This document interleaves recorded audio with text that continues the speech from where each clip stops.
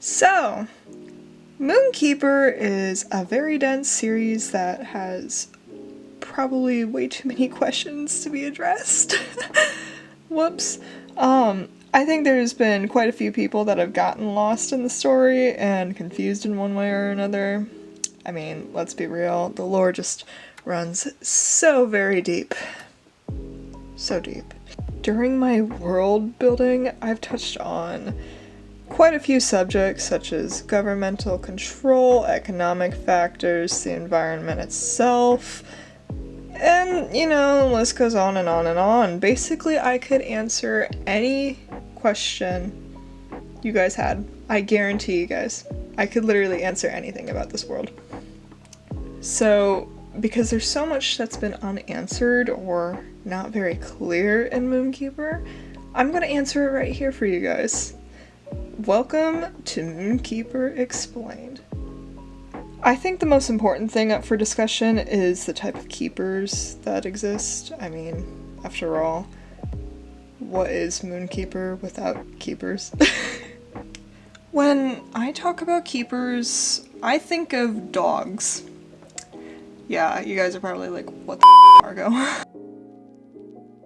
Okay, you have the animal, a dog, but then you have different groups of dogs. Okay, you got working dogs, hounds, toys, terriers, herding. I'm trying to think of what else there is, but you get the point. You get the point. Now, let's take toys for an example. You have Chihuahuas, Papillons, Yorkies, Shih Tzus, and the list goes on. Pomeranians, blah blah blah. The same concept can be applied to keepers.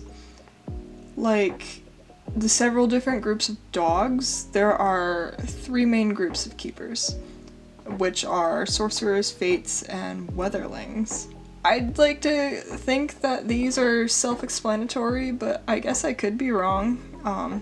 Sorcerers use magic, which I'll elaborate more on shortly, Weatherlings control the weather, and Fate Keepers have control over one's fate.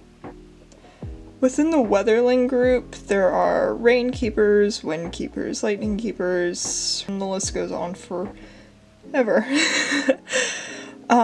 This subspecies can be applied to several characters that I can think of in Moonkeeper off the top of my head, such as Reyna, Camden, and Michael. I'd like to consider this group to be the most self-explanatory, but their whole purpose is to control the weather. Oftentimes this can stem from their emotions. I've hinted at this in Season 1. Caston, an emotion keeper, will toy with Reyna's emotions from time to time to get her to cry, solely because he likes rain. Reyna only cries a lot because Caston uses his powers to control her emotions. Hey now, I don't want to be involved in this. Too late. You got involved the first time you used your powers against Reyna. What can I say? A guy like me loves rain. Crying itself isn't a trigger that, for the sky to start raining and pouring and whatnot, but it's just the emotions themselves. So the stronger the emotion, the more likely it is to, rain. So for Reyna, for a great example, the better she controls her emotions, the less likely it is to rain. She just happens to cry a lot, but usually Weatherlings need to band together to get something done, which has also been presented in the later half of Season 1. Together, Michael, Reyna, and Camden cause the blizzard collaboratively.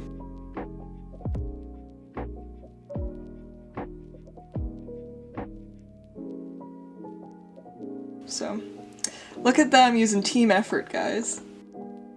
The Fate Keepers are a bit confusing only because of Demetrius. Let me backtrack some.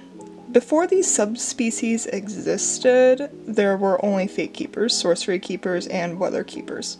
It's evolution, Demetrius is the last of the Fate Keepers before the rest of the actual Fate Keepers themselves died off, and that's also been touched upon. A lot of it was due to Tremin, which is an illness that affects Fate Keepers. Demetrius, you have Tremin. Does it look like I care? Obviously. You're terrified. You don't develop Tremin without fear. That was touched in episode 9 through I think episode 11 or 12. Demetrius is still suffering too. Okay. So this particular group is what most keepers fit into. Love keepers, war keepers, death keepers, health, resurrection, and the list goes on forever and ever and ever, just like the last group. This would mean that Terra, Solomon, Cronus, Suki, Zero, Akudo, Ash, Array, Devlo, I don't even think you guys know who Devlo is, and you get the point. All fall into this category. It's genuinely huge because all that matters is if it can relate back to an individual's fate, or rather something that is bound to come that isn't related to the environment, then it's a subspecies of fate keepers. A notable feature about fate keepers and weather keepers would be the fact that their energy comes directly from within their bodies. They lose energy as they expend it, but it replenishes on their own, usually just with some rest. Okay. Fate, weather. Okay. Sorcerers, yes. Hunter is a great example of a sorcerer. In the sorcerer group, moonkeepers and sunkeepers stand out the most. This would apply to Hunter, of course, as I've just said, Vaesen, Bivin, and Arizona as well. As I mentioned, I think, previously, they use magic. All of these keepers have magical abilities, but theirs is different for the fact that it doesn't come from their inner body. They have to absorb the power from somewhere else, depending on what type of keeper they are, and then that power kind of goes into them. It's interesting. So Hunter, for example, he must gain his energy from the moon, as we've seen several times that he's gone to the cave.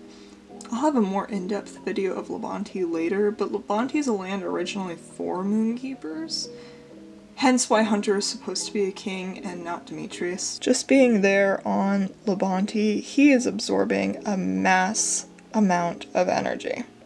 It's basically aiding in his body's function. Y'all remember the orb that he constantly makes a big deal about, the one that's currently on him. One example, he made a big deal about it in episode 2 of season 1, when he thought he lost it in the hospital. This is because that orb contains a piece of Labonte. The cave that he goes to on the nights of the full moon had an opening in the ceiling with basically this light that would beam down and recharge his little necklace orb thingy. And then that in turn recharges his body. So basically that orb was his power source rather than Labonte. But just remember with sorcerers, their power just comes from something else. So keepers can be compared to gods. I think that's the easiest way to look at them. The reason for why keepers exist is because the concept they embody exists. One cannot exist without the other. For example, Hunter, Demetrius wanted to kill him because he's the last of his kind. If there was no more moonkeepers, the moon itself wouldn't exist. You know, and then he wouldn't ever have to worry anymore, and then he'd have Labonte forever, and he'd live in victory, yay! But that's never gonna happen though, is it? Let me get back on track.